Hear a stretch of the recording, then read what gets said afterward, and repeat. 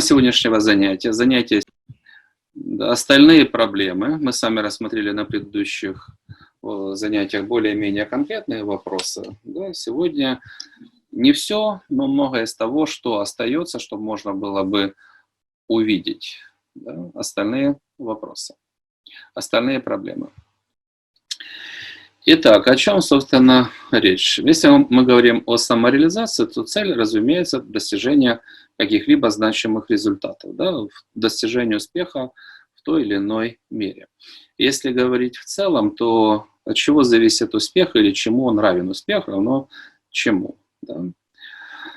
Ну, может, какие-то составляющие можно менять местами, но в любом случае первое – это энергия. Да? Она огромная или махонькая. Понятно, что махонькую энергию, к чему бы ни приложил, все результаты будут махонькие. Да, если энергия огромная, то человек может двигаться к своим целям с большой скоростью. Итак, по энергии, да, то есть наша задача, все остальное, по возможности, картинку эту увидеть. От чего зависит энергия? Да, почему там, кто занимается с бизнесом, да, там, практически все стараются держать себя в спортивной форме. Это энергия. И скорость движения человека по жизни зависит от того, какой энергией он обладает. И кто этого не понимает, тот слабости побеждают и разум, и волю, и стремление к достижению значимых результатов. Да, если человек этого не понимает, не принимает. Если мы говорим об эзотерике, то, разумеется, спорт, медитация, самовнушение, прокачки, управление собой, то, что нужно делать для роста энергии. Да? От чего зависит энергия? С одной стороны, это развитие, накачивать себя энергией. С другой стороны, это отношение человека к цели. Да, если он отношения не выстроил, он этой цели не жаждет. И если он отношения выставил, да, правильно выстроил, то он всеми силами души туда стремится. Да? А что такое энергия? Это что человек может вложить в достижение цели. Поэтому первое – это энергия. Второе, что нужно для результата. Там, схемы могут быть разные, в любом случае одни и те же полезные элементы, да, но в различной последовательности, в различной логике. Ну, первое – это энергия, это развитие и отношение к цели. Там, вера, стремление, другие. Второй показатель – это эффективность, то есть у человека там есть час жизни, часть времени или 8 часов. За это время он успевает сделать что? В направлении своей цели. Или ничего, или очень много. От чего это зависит? Это зависит, первое, от профессионализма. От чего зависит эффективность? За единицу времени польза от тебя какая? Или насколько ты продвинулся в достижении своих целей. Да? С одной стороны, от профессионализма. И человек, который повышает свой профессионализм постоянно, у того эффективность постоянно растет. Кто не повышает, тот морально устаревает с каждым годом. Его относительно общего прогресса, общего процесса в мире эффективность падает. Если человек не наращивает свой профессионализм. От чего зависит эффективность? За единицу времени что успеваем? Профессионализм, то есть сознание, как выстроенной программы и как ручки у тебя работают. Точно, быстро или медленно и неправильно. И, с другой стороны, та же самая энергия. Если правильно управляет голова, еще большая энергия – это одна скорость. Правильно управляет голова, но малая энергия – ну, это другая скорость, пропорциональна той энергии, которую человек вкладывает в процесс. Да? Поэтому второе – это эффективность, она должна постоянно расти. Да? Третье – это отсутствие блоков.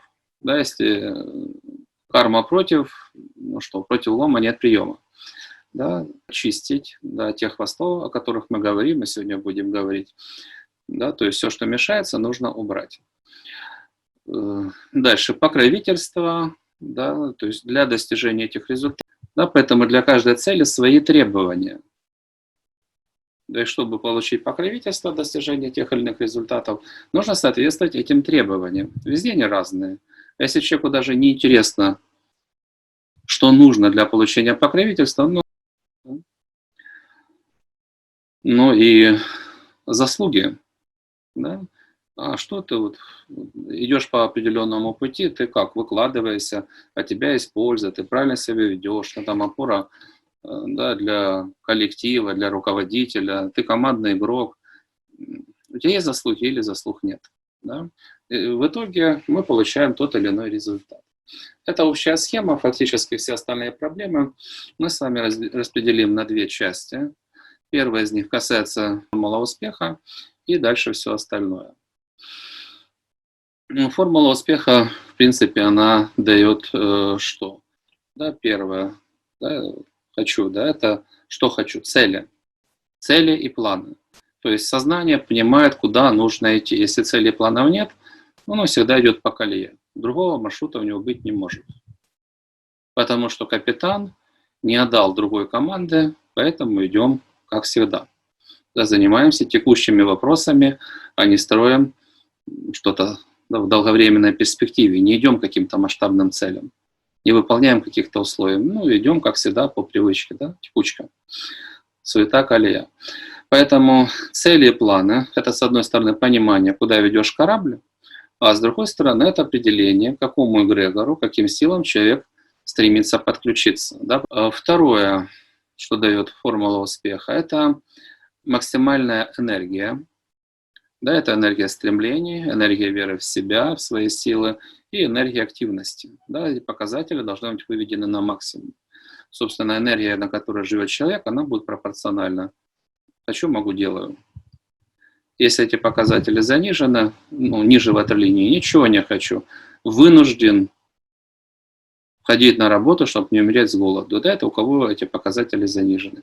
А те, кто на вершине, они у них на максимуме, они на воодушевлении готовы вести за собой.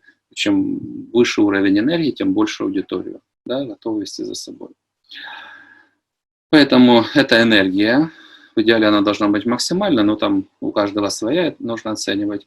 И эта энергия, она уже вкладывается в достижение цели, куда человек идет, с какой скоростью. Да, это его действие.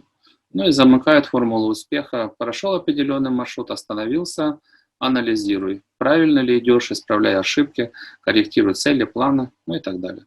Собственно, первое – это формула успеха.